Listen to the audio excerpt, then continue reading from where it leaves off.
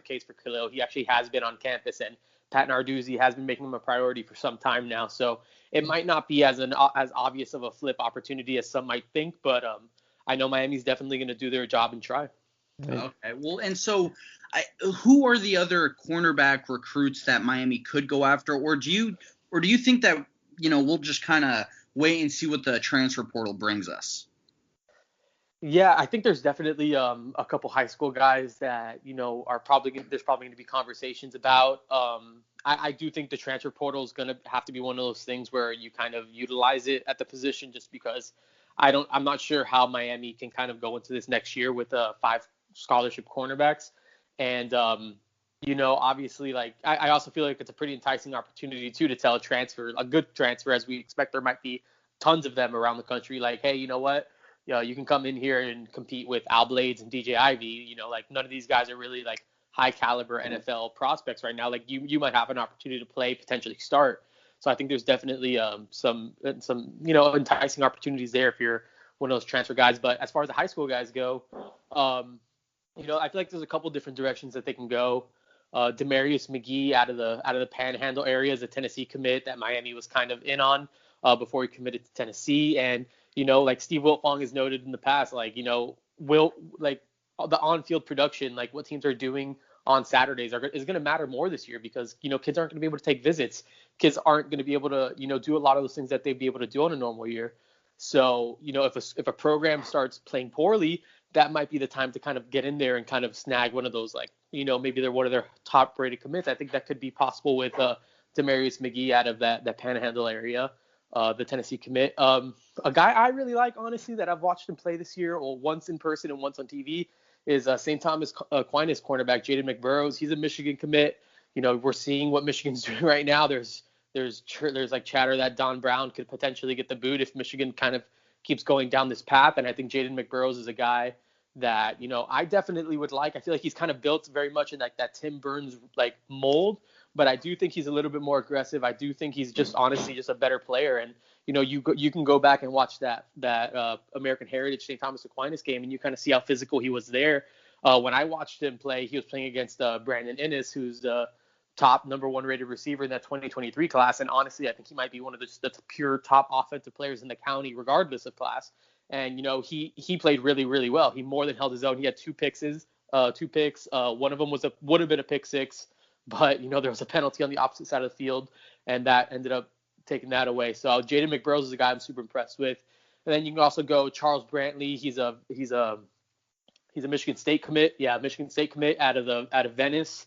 I think he's someone that you could obviously like circle as maybe. And then you got Marvin Covington, who I think is a really, really good prospect. I really, really like his tape. I think that this is a kid that, just does it on Friday nights. They've talked about in the past that they want guys that are, just at the end of the day, able to play, like just able to just make things happen on Friday. And I think he's done that. He played a DeSoto team a couple weeks ago that had 3 Power 5 wide receivers, including a guy in the 2023 class who they think might be a 5-star potentially. I can't remember his name. I think it's Javante Cook or something like that, but he's a nice player. Otherwise, it's a Texas Tech commit and an Arkansas commit. And, Marvin Covington had 2 interceptions and 2 pass breakups. So, this is a kid that really just makes it happen. He has really nice verified speed, like 10.84, something like that, verified speed. So that's something else Miami likes. There's a lot of different directions that they can go, whether they are able to actually get any of those guys to flip or, convince Covington that Miami is a place for him without him ever stepping foot on campus. That's something else I guess that's an entirely different conversation. Mm-hmm. But I think that's kind of what the board's sort of looking like right now until, maybe a new name kind of pops up out of nowhere or out of somewhere that we're not really looking right now. Yeah, well, before we, move too far away from the Tim Burns situation, I do want to ask you about that a little bit. Playing detective on social media, seeing comments that his friends and teammates have made and, fellow recruits, comments that he's made. I know comments from his parents, across various social media platforms. It would appear that maybe we were the person who ended that relationship, just like potentially the school telling him that we were going to go in a different direction, correct? And is that weird, or is that normal to do that when it seems like we didn't have a backup plan in place? I find it a little strange to cut loose our only cornerback and then send out a bunch of offers to kids in this class. Like, that's just weird to me. Yeah, no, definitely a strange circumstance. I feel like, people have always kind of like, I feel like people just casually talk about, oh, well, we got to drop this guy, we got to drop this guy. Like on social media, I'm saying, people are saying, oh, and then it happens, and it's like, oh man, I feel like there is an unfortunate reality with a lot of these situations. I wish I could take credit for this, but Andrew noted that Tim Burns committed to Miami at back in the summer of 2019, and he's kind of stayed the same. They probably took his commitment probably hoping that he would grow a little bit. He hasn't really. So I think that at the end of the day, there is I guess a certain standard that Miami holds for that cornerback position. Like, how many slot cornerbacks are you really going to take? Corey Couch is just a sophomore, and you can have a couple of those guys, but you don't want to have too many of them. And I feel like Corey Couch is kind of like that kind of moldish type of thing. And, I just think it's definitely a weird situation. I don't want to say Miami doesn't have any backup plans, but I just think at the end of the day, there's just so much uncertainty right now. Yes. And I think they are kind of leaning on the fact that there is going to be a huge transfer pool, and that they're going to feel probably pretty good about the fact that they can land one of those guys. And, with the fact that, these guys haven't been able to hit the road or recruit or see these kids in person, a lot of these coaches are just going to say, hey, you know what, I'm going to roll the dice on a kid that actually has some college tape. I'm going to roll the dice on a kid that, I've seen him make plays on Saturdays. I'm not going to take a kid. I'm not going to take a chance right now on a kid that, at the end of the day might need a year or two to develop before he even gets onto the field anyways. So I think the staff's trying to win. I think the staff's trying to make things happen maybe a little bit quicker than maybe like a Tim Burns situation might have. And that's not to say Tim Burns isn't a good player. I think he is. And I've got the chance to watch him twice, and no, he's not the perfect cornerback prospect. He's definitely a little small, but he's definitely got a little fight in him. And, maybe if it's not Miami, I still think that he's going to be able to go to a program and play pretty well. I still think that he has a bright future in front of him. I just don't think that the clearest path to playing quickly or right away is at Miami for him. And I think, Miami ultimately at the end of the day needed to make a couple of decisions because they do have very limited spots in this class.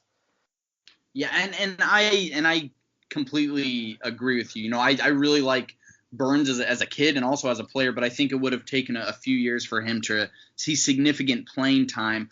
You've seen Miami Northwestern play, like you said, twice this year. You're always at Traz Powell. And I'm mad that I couldn't get to the Miami Northwestern Palmetto game last week. I wanted to, you said on 247 that you were very impressed with Leonard Taylor. I wanted to ask you about Romillo Brinson because I feel like, a lot of people know him just because he's a big wide receiver name in Miami. What did you, what have you thought about him after seeing him a few times, especially when he was matched up against Jason Marshall? How did you come away, thinking about Romillo Brinson as a receiver? Yeah, I think Romillo Brinson is a guy that, he can definitely create separation. And that's one thing that you definitely notice. Like he's a guy that can get off a press, and he's just long, he's got really long arms, really long legs, really long strides.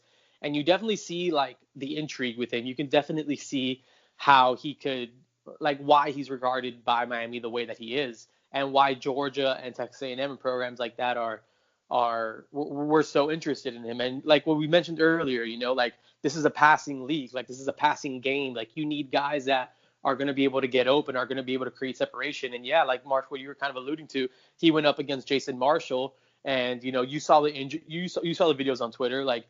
He was able to create that separation. He wasn't he was able to get off of Jason Marshall. And Jason, you say what you want about Jason Marshall, but I really that's a very, very legitimate prospect. You see him in person, and it's absolutely picture perfect of what an NFL cornerback is expected to look like at a legit 6'1", 6'2", really long arms, great ball skills. That's as good of a corner as anybody in the country is gonna play on a Friday night. And I thought Romillo Brinson more than held his own. He made a play as well over the top off one-on-one coverage. Basically, it was him and Corey Collier, the Florida commit out of Palmetto, and he made a play over him as well.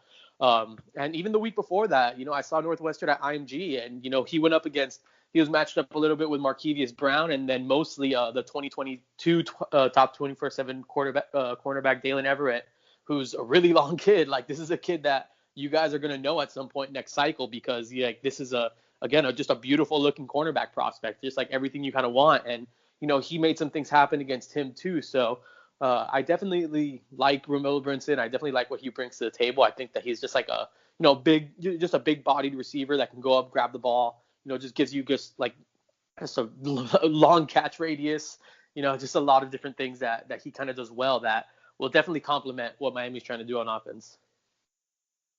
Okay, perfect. And then one more guy I wanted to ask. I heard that, this guy played really well in that game as well. Cam Kinchens, one of my favorite commits of this class. Have you been impressed watching him this year? Yeah, I mean, Cam Kinchens is a guy that he's been doing it. He's been doing it at a high level for a long time down here in Dade County. This is a kid that had 9 interceptions as a junior last year. I think he had 5 the year before that as a sophomore. Is a 3-year starter on a Northwestern team that's looking to win I think it's their 4th straight state title this year.